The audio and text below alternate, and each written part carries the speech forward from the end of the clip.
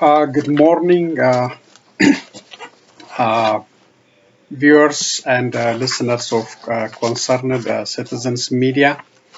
Thank you for joining me. I always appreciate your presence.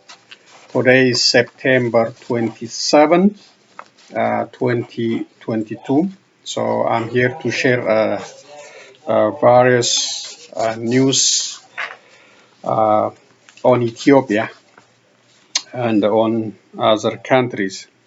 Uh, I would like to express my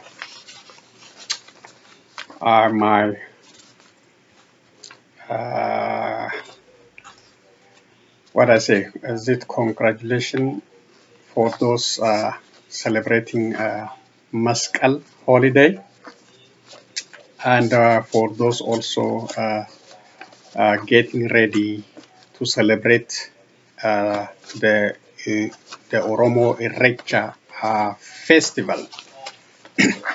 So uh, Meskel is celebrated uh, in Ethiopia today, except Tigray region and some Oromia region because of the ongoing civil war.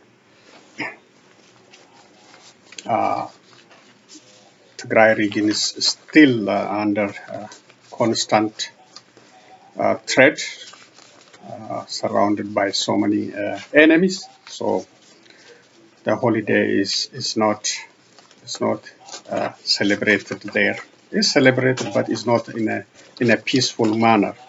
Uh, the people are under constant threat, under very bad living conditions, almost for 2 years.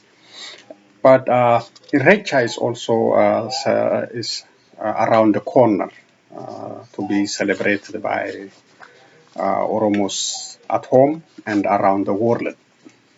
And Recha is a sign of it's a closing of the rainy season, a winter season where rivers, calm down, and all the roads open up. The cold season go away, so people start visiting family and friends with the fruits of their agricultural products. So Recha is an opening of bright season, happy, and it's a welcoming of a new year and a welcoming of sunny and comfortable seasons. So it's mostly celebrated by Oromos back home and around the world. So it's also is around the corner, and I wish them also a successful Irecha celebration. uh, Tigray region, there is no ending side for Tigray region. There is no ending side. The war is still ongoing. Tigray is surrounded by so many enemy forces from Eritrea, forces from Fano and Amara militia, and forces from Ethiopian National Defense, and forces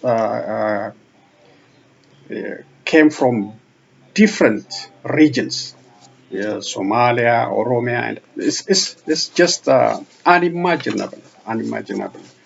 Uh, huge forces surrounded the Tigray region. They are defending themselves, and in some cases, they are prevailing against the invaders. It's a miracle for them, really, to survive such a huge magnitude of invaders. And they are doing good, even, uh, attacking enemies, uh, and also bravely defending the region and the people of Tigray. But they are not out of woods yet. the enemies still using all the resources they have to attack, to force the Tigray people to surrender. The Tigray people are bravely defending themselves. So far, they are doing good. So that's a little bit update, and uh, I will start with President Ruto's interview with Al Jazeera. He was asked about Prime Minister Abiy Ahmed if he thinks it's time for Prime Minister Abiy Ahmed to resign, but President Ruto, Kenya's president, refused to say that, and instead said he should stay in power. But uh, according to the majority of Ethiopians, Abiy Ahmed leadership is a failure. Maybe Ruto, I don't know, he doesn't have enough information on the ongoing bloodshed and the failed leadership of Prime Minister Abiy Ahmed in the last almost 2 years plus. So I expected him to call on him to resign, but he refused. He said, he's valuable to work with him for the issues in related to East Africa and Ethiopia, but I expected him to call on him to resign, but he's refused, because more damage can be done as long as this prime minister stays in power in Ethiopia. Concerned citizens and media called upon him multiple times to resign, but he's still there. And I don't know how much blood should spill to keep his seat in Arat Kilo. So let's listen a little bit, then I will continue to the other news. Thank you again for coming back. Ahmed, who of course won the Nobel Peace Prize in 2019, but he gave up on peace efforts and has been commanding a war now in recent years. Do you think for a lasting peace he should perhaps step aside now? I think that's not a decision that can be made in a place like here. I think matters of governance are much more complicated. They are not as straightforward as people look or as people watch from a distance.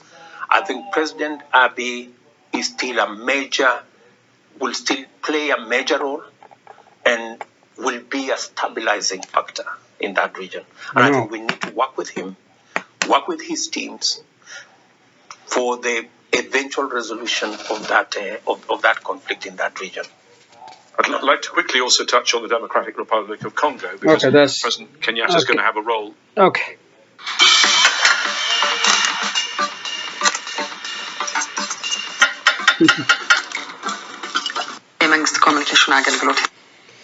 Okay, so he said, as I said, he refused to say that Prime Minister Abiy Ahmed must resign. Instead, he said Prime Minister Abiy Ahmed can play a major role in stabilizing the region and stabilizing Ethiopia. But that's not true. That is not true. Abiy Ahmed is failed in her leadership, already exhibited in the last 2+ years. So that is not correct. President Ruto needs more details, maybe, I don't know, or he don't want to say something negative about the Prime Minister Abiy Ahmed. He refrained from calling upon him to resign, but that is his choice. And the next video is also a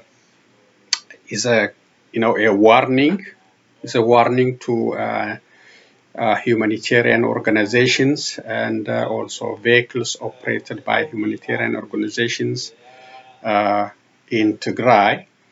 It's in Amharic. I have it's a rough translation what they're saying. So that's from the government of Ethiopia. It's a serious warning to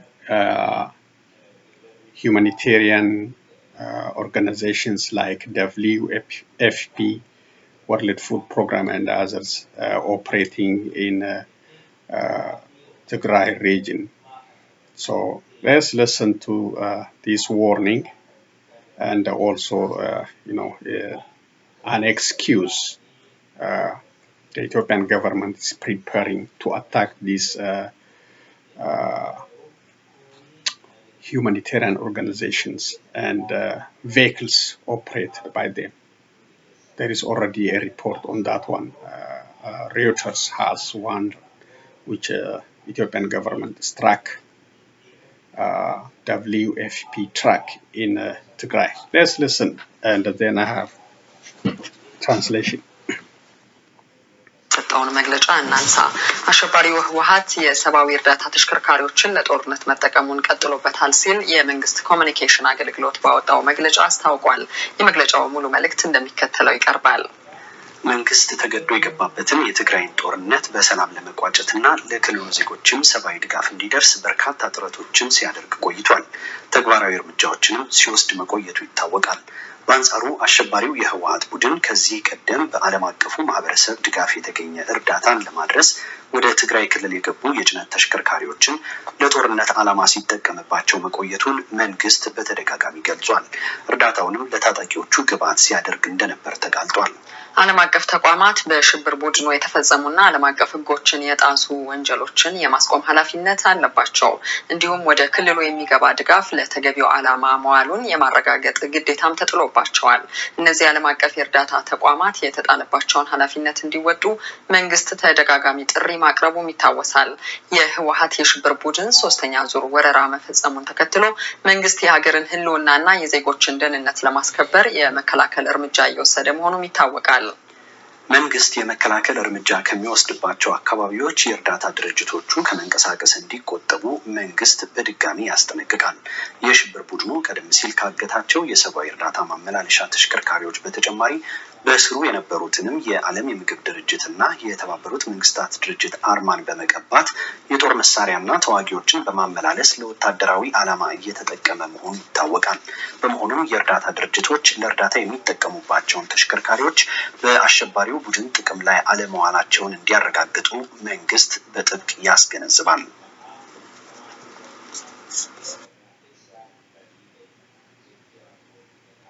Okay. ክቡር የጠቅላላ ጉባኤው Okay. So that the Deputy Prime Minister Demeke Mokennen spoke at UN General Assembly. In case you missed it, I have it here. So what this Ethiopian government press release is a warning for agencies operating in Tigray. So these are a rough translation. One, I don't want to use demonizing words. The media, this media is Fana Broadcasting, is a government-paid media used against the TPLF. So I try to avoid these demonizing words. Words used for propaganda purposes. So I try to avoid these words. What he says, one, TPLF is using the vehicles assigned for humanitarian purposes to advance its war efforts against the Ethiopian government. Second, humanitarian aid organizations and their vehicles must stop operating in the war zone. 3, the international community must put pressure on TPLF from using vehicles assigned for humanitarian aid for transporting fighters and weapons. 4, TPLF is using humanitarian aid to feed its forces and for other non-humanitarian purposes.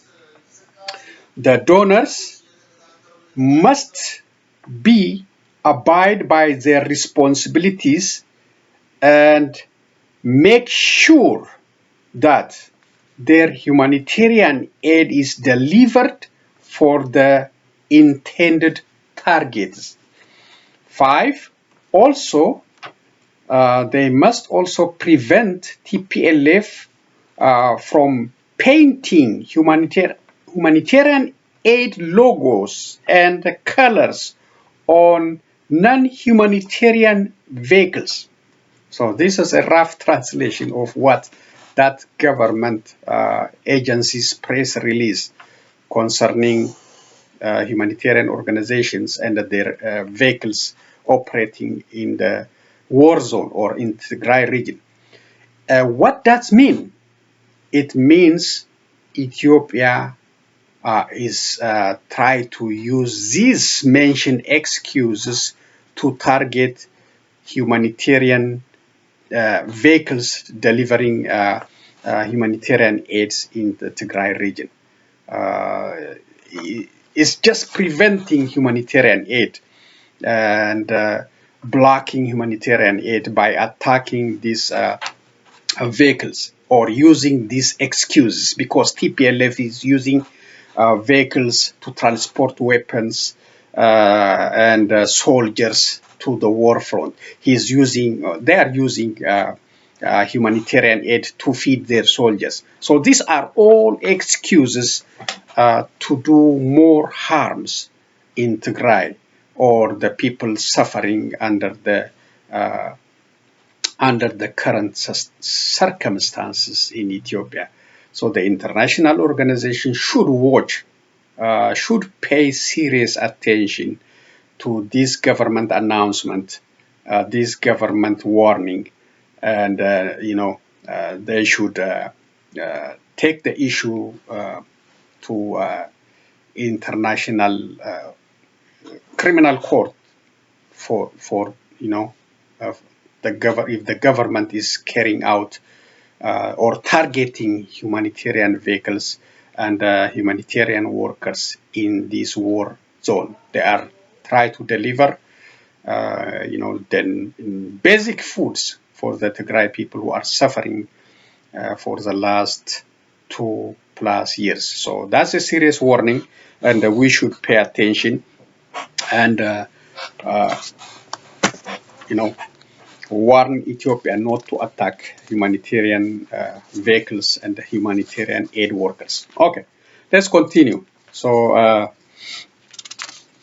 I have a report on that one. They already attacked one humanitarian aid truck. So this one, Ethiopia Federal Finance Intelligence Service warned agencies, local actors to refrain from illegal money transfer activities. The Ethiopian Finance Intelligence Service, FIS, has warned agencies and the local actors it accused of involving in illegal money transfer activities to refrain from their activities. In a statement it issued via state media, FIS, a federal institution established to coordinate various institutions involved in the fight against money laundering, financing of terrorism, and the proliferation of financing crimes, among others, said some entities were carrying out money transfer under the guise of legal money transfer, depriving Ethiopia of the foreign currency that it should be getting from various sources, and committing financial crimes and keeping away the foreign currency Ethiopia needed to get in foreign countries. The warning came in the backdrop of a never-before-seen gap in foreign currency exchange rates between the official and the informal market attributed to shortage of foreign currency. According to media report last week, the Ethiopian birr being traded as high as 92 $1 on the black market.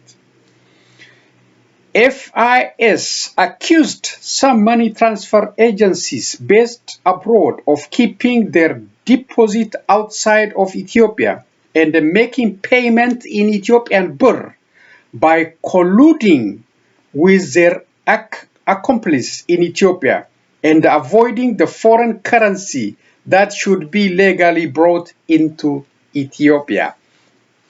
In particular, FIS named agencies called Adolis, Shagge, Salam, and the Red Sea that it said were involved in money transfer activities abroad and accused them of preparing and using fake receipts to pretend that they had sent foreign currency to Ethiopia banks, which should have been legally brought into Ethiopia.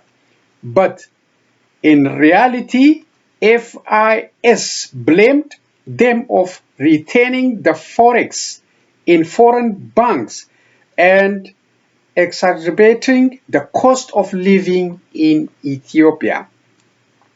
FIS further said that its information indicate that these money transfer agencies were making payment in birr, assisted by more than 600 financial sources from their associates based in Ethiopia. These entities are causing damage to Ethiopia's financial system by allowing money that should have entered Ethiopia legally to be used for various criminal activities, including contraband. State media referred FIS statement as saying the Federal Service has announced that it will continue its work with local stakeholders and the partners institutions in foreign countries to hold those who commit such financial crimes, including illegal money transfer activities and their accomplices involved in the act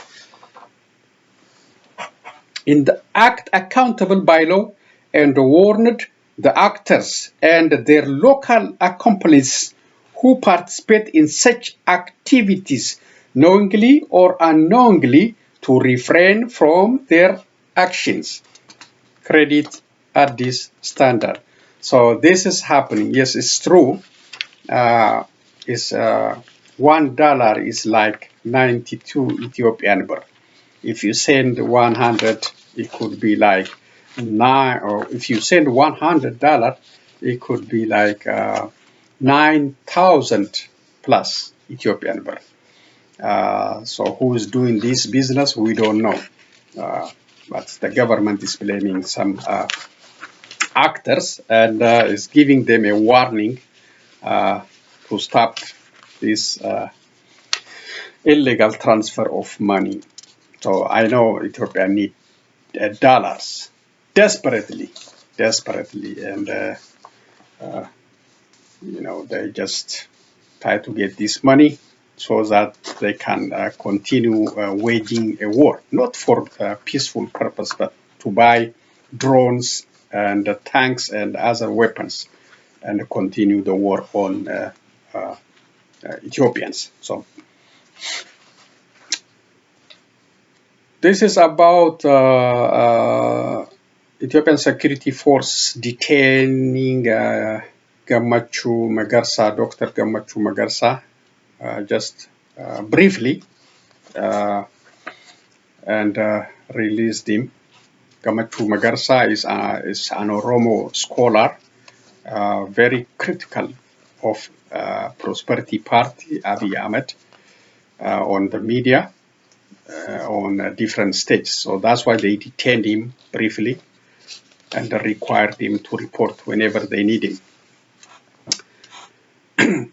Security forces in Addis Ababa briefly detained and released a famous Oromo anthropologist and researcher, Gammachuu Magarsa, PhD, on 23rd September before releasing him with a notice to report back to the police when needed. His son, Solan Magarsa, confirmed to Addis Standard. Gammachuu was detained from his residence at around 6:30 a.m. local time. He was released in the evening after spending the day under police custody. Dr. Gammachuu went back to the Addis Ababa police the morning and received his mobile phone, which was confiscated by the police after his detention. Dr. Gammachuu is a well-known Oromo scholar and author on culture, politics, and the history of the Oromo people. Most recently, he co-authored the book Sacred Knowledge Traditions of the Oromo of the Horn of Africa with his wife, Dr. Anissa Kassam. He also well known for his critical views of Ethiopian history and the relationship of the Oromo people with the Ethiopian state. The police didn't provide any explanation for his detention, according to Solan. This is not the first time academicians have been targeted for detention. In April last year, 10 staffers of Jimma University were arrested on the grounds of attempting a coup and supporting the Oromo Liberation Army, OLA. 8 of the lecturers were arrested on April 2nd, 2021, while the remaining 2 were arrested on April 4th and 5th, according to their lawyers. So Abiy Ahmed cannot tolerate criticism. He only tolerates who are praising him, or those who are praising him as a good leader. Criticism cannot be tolerated.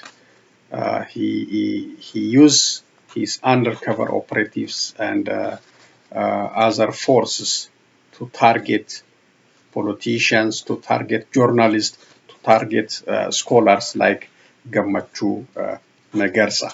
So, and Gammachuu Magarsa was a very, very serious,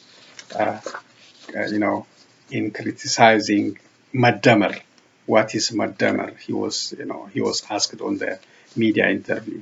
He said he didn't understand what is Maddamer, and he said there is no philosophy called Maddamer. So that's why this and other reasons might be used to target scholars like Gammachuu Magarsa. This one is from OLF-OLA High Command. It's about OLA, Oromo Liberation Army, military victory against Abiy Ahmed forces. Let me read what it says. Military updates from OLF-OLA High Command press release. Between August 20th and September 23rd, 2022, the Oromo Liberation Army, with the support of its people, liberated 7 more districts in Western Oromia and dismantled key regime military camps in Central and Southern Oromia. The following, the liberated districts are the following.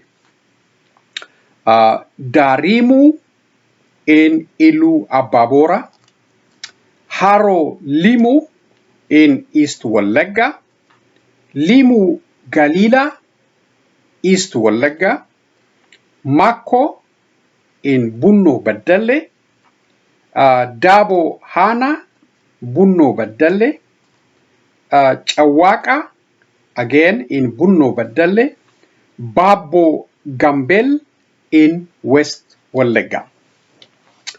With the cooperation of existing local officials and the participation of the local community, the Interim Administration Committee has formed governing structures and ensured the public service are not interrupted in these areas.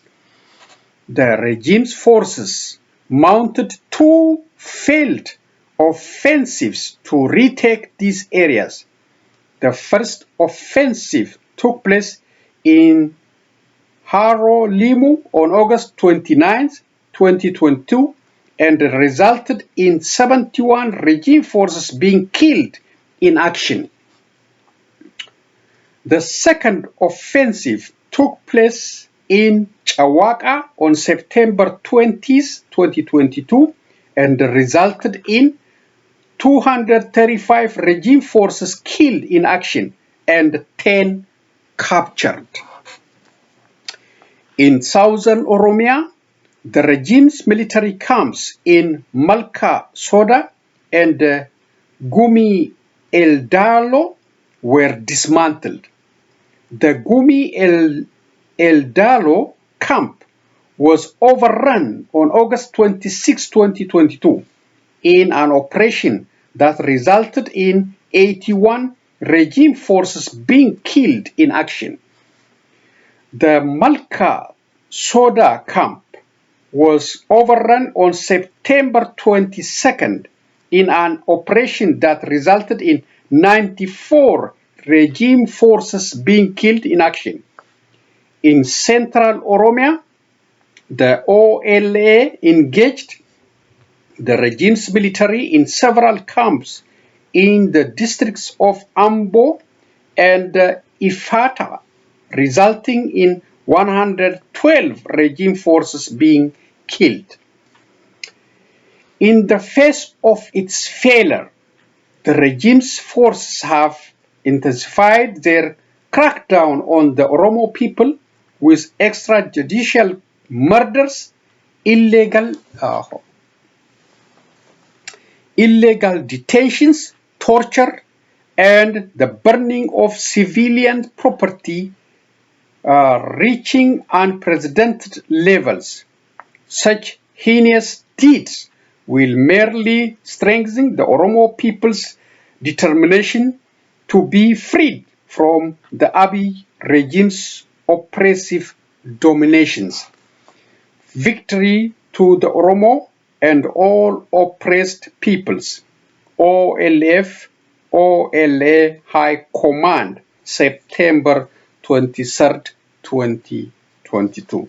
So that is a press release on OLF victory against Abiy Ahmed forces. And they are also continue their operations and taking more areas in Oromia region. This is about UNA Food Agency reporting. As I said, Ethiopia, struck, humanitarian aid delivering vehicle in Tigray. This is by Reuters. The debris from a drone strike in northern Ethiopia Tigray region hit a World Food Program truck carrying humanitarian aid and injured the driver, a WFP spokesperson said on Monday. WFP, a United Nations agency, helps coordinate humanitarian assistance to Tigray, where a nearly 2-year conflict has killed thousands of people and left millions in need of aid. The drone strike on Sunday hit near an area called Zana Warada in northern Tigray, the WFP spokesperson told Reuters. Flying debris from the strike injured a driver contracted by WFP and caused minor damage to WFP fleet track, the spokesperson said, adding it was not possible to say yet whether further distribution would be suspended in the area. Two humanitarian workers who asked not to be named told Reuters that food distribution operations by another aid agency had been disrupted by shelling in Tigray. Ethiopia's government communication service said in a statement that the government had asked aid organizations to avoid working in area where it was taking preventive actions in response to attacks against it by the Tigray People's Liberation Front, which govern Tigray. The communication service said that in the past, aid transport vehicles had been hijacked and that the TPLF had transported its combatants on trucks painted with UN logos. The WFP truck was delivering food to internally displaced people. Hundreds of thousands have been uprooted by renewed fighting since August 24, when a 5-month ceasefire broke down, humanitarian sources say. Since then, no truck carrying food aid has entered Tigray, the WFP said. It says an estimated 13 million people in Tigray and the neighboring regions of Amhara and Afar are in desperate need of food assistance. The conflict pits Prime Minister Abiy Ahmed's government against the TPLF, which used to dominate Ethiopia's ruling coalition. The government accuses TPLF of trying to reassert Tigrayan dominance over Ethiopia. The TPLF accuses Abiy of over-centralizing power and oppressing Tigrayans. So it's targeting humanitarian aid vehicles in Tigray, where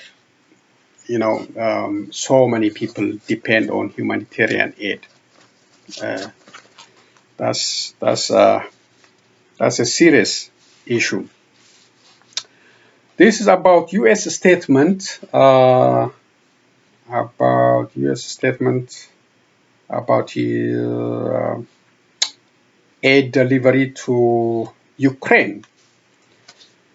Let me read. $457.5 million in new U.S. civilian security assistance for Ukraine. This is a press statement from Anthony J. Blinken, Secretary of State.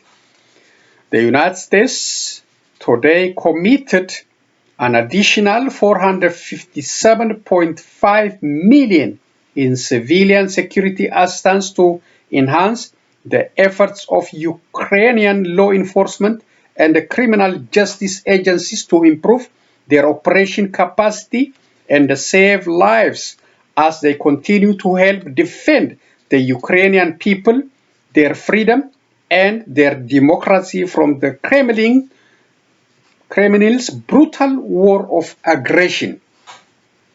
Since mid-December 2021, the United States has now committed more than $645 million in assistance that has provided a tangible, positive impact on our Ukrainian law enforcement and criminal justice partners, including the National Police of Ukraine, NPU, and State Border Guard Service. Our provision of personal protective equipment, medical supplies, and armored vehicles has significantly reduced casualties for Ukrainian civilians and their defenders. Ukrainian law enforcement officers remain resilient, motivated, and determined to carry out their wide-ranging law enforcement missions and support for innocent civilians in towns and cities facing continuous Russian shellings. In addition to expanding our direct assistance to Ukrainian law enforcement, a portion of this new assistance will also continue U.S. support for the Ukrainian government effort to document, investigate, and prosecute atrocities perpetrated by Russia's forces, drawing on long-standing relationship with Ukrainian criminal justice agencies, including the Ukrainian Office of the Prosecutor General and the NPU's War Crimes Unit. The United States stands side by side with the Ukrainian people and remain committed to supporting a democratic, independent, and sovereign Ukraine. So that's about U.S. Support for Ukraine war against Russia. So we should all pray for the ending of this war, because too much money, too much American taxpayers' money is heading that way. It's almost 600 million. So we should pray and for the ending, peaceful resolution, even though too much damage is done. Let's continue this Deputy Prime Minister's speech, and one more video, I think, after that.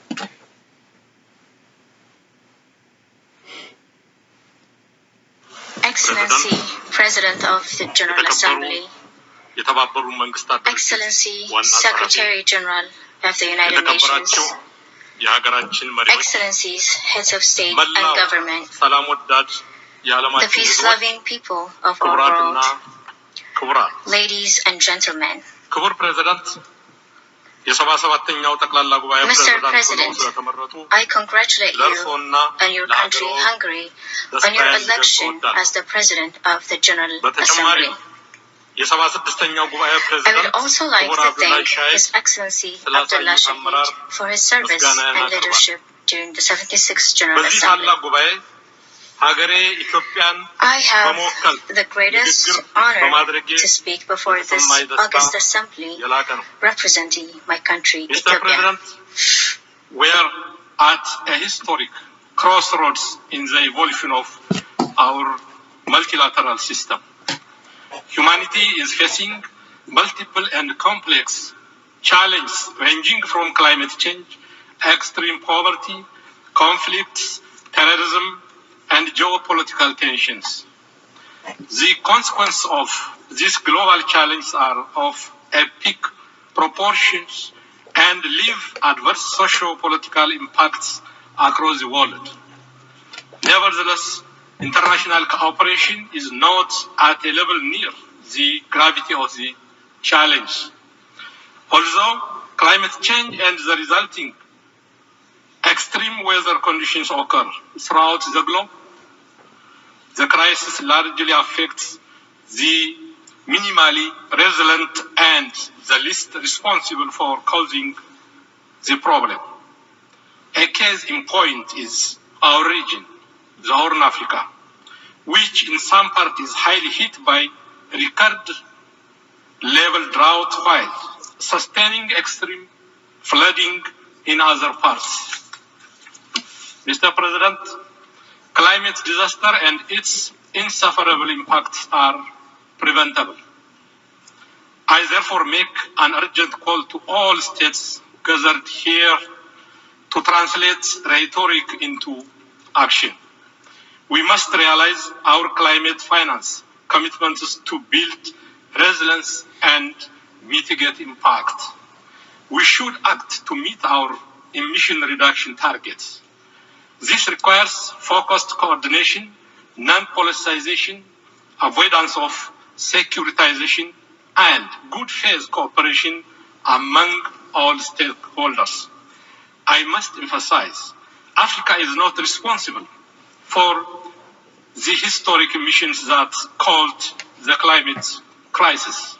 Yet, we are the ones making the most tangible contribution to mitigate the impacts of climate change. In Ethiopia, our afforestation program, the Ethiopian Green Legacy initiative, saw the planting of billions of seedlings and created a strong culture of afforestation. We are also on a path to sustainable energy transformation and green growth. These proactive programs deserve recognition and tangible support. Mr. President, we have a shared planet and a common destiny. Overcoming our collective challenges require concerted efforts and trusted global leadership. We are gathered here because our forefathers, learning from the tragic episodes of human history, decided to establish the United Nations as the guardian of peace. However, we are yet to achieve true universality in the main organs of the United Nations. Africa has no permanent seats at the UN Security Council. Our request for African solutions to African problems is yet to be given the respect and support it deserves. We believe these considerations underpin the credibility of the Council in the continent.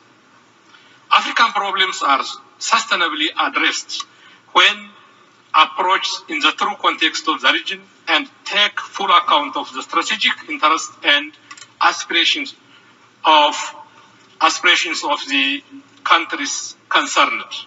It is only when we do this and uphold regional solutions we could start reducing the proliferation and overextended study of African issues in the UN Security Council. Mr. President, for the past 4 years, Ethiopia has made significant progress in its socio-economic development and democratization. These years have also been compounded by challenges that tested our survival as a nation. In November 2020, the most heinous and treasonous attack was waged against the Ethiopian National Defense Force that protected not only the peace and stability of Ethiopia, but also helped keep peace in other countries on behalf of the United Nations and the African Union. The criminal group that remains hell-bent in destroying societal foundation of our country colluded with external actors opposed to our development aspirations. The insecurity this group created has been very tragic and costly. Yet, the government of Ethiopia has earnestly tried to avoid this conflict. Regrettably, our efforts to prevent the conflict from igniting were not successful. Thanks to the resolve and determination of Ethiopians, the designs of our adversaries against Ethiopia's progress have been frustrated. We have also paved a path for peace and recovery, relying on the ability of the peace-loving people of Ethiopia to reconcile, make peace among ourselves, and start the process of healing. We thus call for support to our agenda for peace, reconciliation, and reconstruction. We also urge respect for and support to the EU-led peace process. Any other approach, including the politicization of human rights and unilateral coercive measures, will not yield any positive outcome. Mr. President, the past year has also been a milestone for my country and we believe to the entire Nile River Basin. Our project, the Grand Ethiopian Renaissance Dam, commenced lighting our homes and fulfilling our intergenerational aspiration. All the glory and gratitude go to the people of Ethiopia Who financed this project? The dividend goes far and wide to the entire region. Taking this opportunity, I reiterate Ethiopia's commitment to equity and cooperation in the use of transboundary rivers and shared prosperity with all riparian countries. We will continue in good faith the trilateral negotiation under the auspices of the African Union to reach a mutually acceptable outcome. Mr. President, over the past 3 years, the implementation of the Sustainable Development Goals encountered serious setbacks. The global COVID-19 pandemic has tested our health system. Global trade in goods and services was halted, causing a great deal of loss to our economies. The response by international financial institutions has been below the required level and did not account for the special vulnerability of least developed countries. As the Secretary General of the United Nations put it, it is necessary to turbocharge the implementation of the SDGs. We call for enhanced focus and support to national efforts to improve agricultural and manufacturing productivity, increase investment, facilitate technology transfer, foster fair trade, redouble debt cancellation, and restructuring, and enhance international finance for national priority projects. Furthermore, we should enhance the efforts to combat illicit financial flows, unlawful extradition and trade of minerals, and corruption. Africa's youthful population and its vast natural resources should be a source of growth and better jobs. Africa can be the showcase for green and sustainable development. It can feed and power itself and the world. This requires reform of the global financial architecture to ensure more equitable, speedy, and collaborative cooperation based on the needs and potential of least developed countries. More importantly, we must actively support governments that work to create a conducive environment for the prosperity of their countries. In addition, Africa's effort to chart its destiny must not be complicated by big power competition. Mr. President, allow me to conclude by re-emphasizing the need to scale up international cooperation. The gravity of the challenge we face today demands us to come together in search of collective solution. We need more, not less, multilateralism. We shall continue to uphold our cardinal principles of independence, impartiality, integrity, non-interference, sovereign equality, and non-selective to maintain a working multilateral system rooted in the Charter of the United Nations. We need to reform our global institutions to reflect current realities. We need to make them more representative and responsive to the demands of the time. Only through genuine solidarity and concerted action could we ensure collective security and prosperity. I thank you all for your attention and wish you, Mr. President, a successful term of office. I thank you. Amasagnalo. Agradezco al I thank the Deputy Prime Minister and Minister for Foreign Affairs of Ethiopia. Okay, I think one more video. I typed in Grandma's name and birth year, and there she was, working at the Five and Dime. Okay. Ormora onababu gambele rati hedu don daga majram kan ba gochak.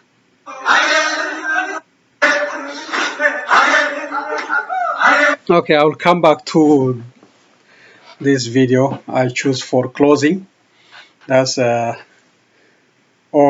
Oromo Federalist Congress senior member Jawar Ahmed and foreign representative for that organization celebrating the holiday with Oromo, traditional players and giving them money. So the Deputy Prime Minister Demeke Mokennen speech, some criticism of the United Nations, but directed to USA effort. USA effort to to highlight Ethiopia's ongoing civil war in the United Nations, but that effort is failed by China and Russia continued support for Ethiopia. That's why we have continued civil war in Ethiopia. And also he say non-interference and sovereignty.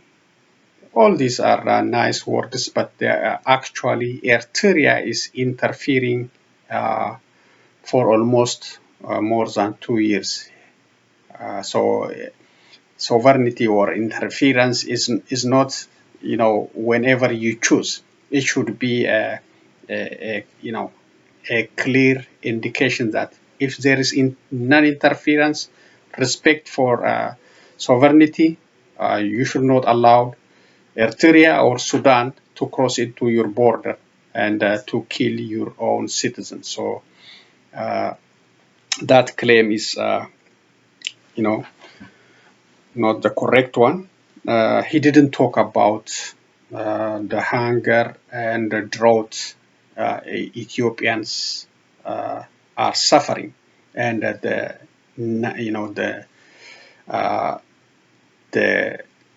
cattle's, the animals we lost more than a million, I think, more than 7 million, I think. He didn't mention then the natural resources, the human suffering in very serious drought, especially in Oromia, in Somalia region and other.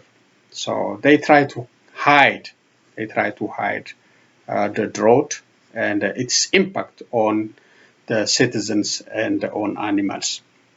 The other thing is, I agree with him. Africans should have a representative in UN Security Council. That is a good one. That should be appreciated. Africans should have a voice in UN Security Council.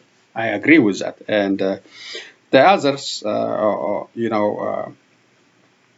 he didn't actually stated the impact of the war. The impact of the war in that country, and he doesn't have any. He's saying the government is, willing and tolerating TPLF, and attempting, like a peace lover, peacemaker, but there is no concrete evidence that his government getting ready to end this civil war. According to different media outlets,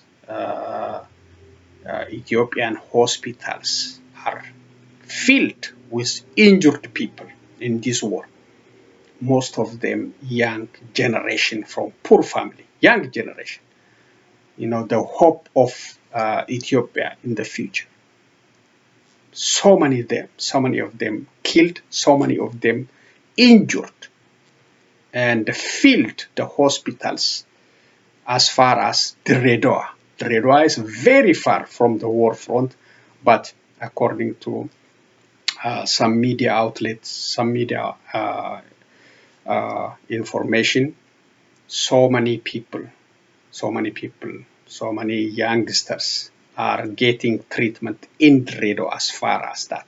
So all the Amara regions, including the capital city Addis Ababa, filled with soldiers injured in this war. And nobody knows how many how many Ethiopians are killed in this civil war, because FANA, ABS, OBN, and others, SAT, they are not reporting.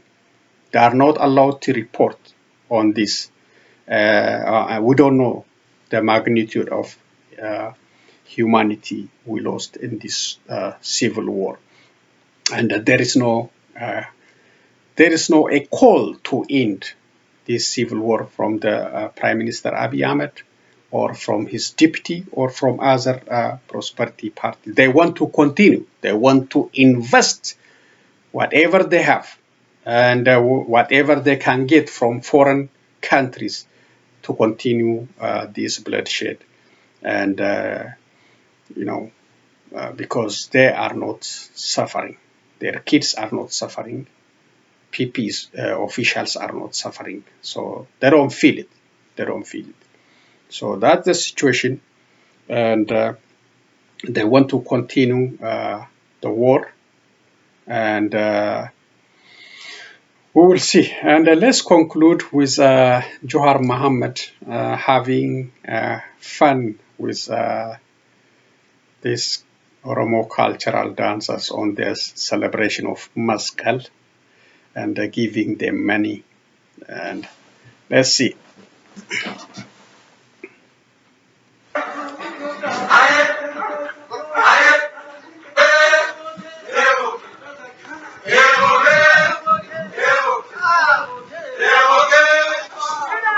As Jawar Mohammed giving money away.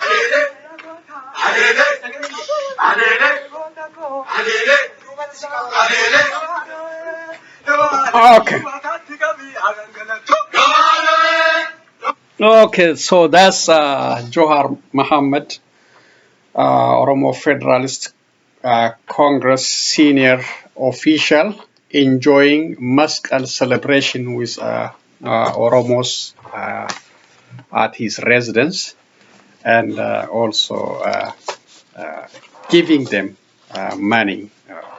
That's a tradition. We used to get money when we were young. We play, we go around the neighborhood houses, sing, dance, and praise the residents so they can give us money. After that, we enjoy with that money, buy candies, sugarcane, and whatever. So that's all I have for today. Please call for the end of this bloody war. endless war in Ethiopia. Pray hard for next holiday, so that we can celebrate without any bloodshed, any hatred among Ethiopians. The hatred level is high. Ethiopians hate each other, want to destroy each other, and the government is not helping to end that. The government is putting fuel on the fire by bringing drones, weapons, tanks, everything. So please pray hard for the ending of this endless war in Ethiopia. Also for the ending of these Prosperity Party officials, for the ending of Prime Minister Abiy Ahmed regime. They are failed. They are failed in their leadership, and so we should pray hard. And again, happy Meskel and happy Irrecha for those celebrating, and enjoy it. And I will be back with other updates. Please be safe, and so long, everyone.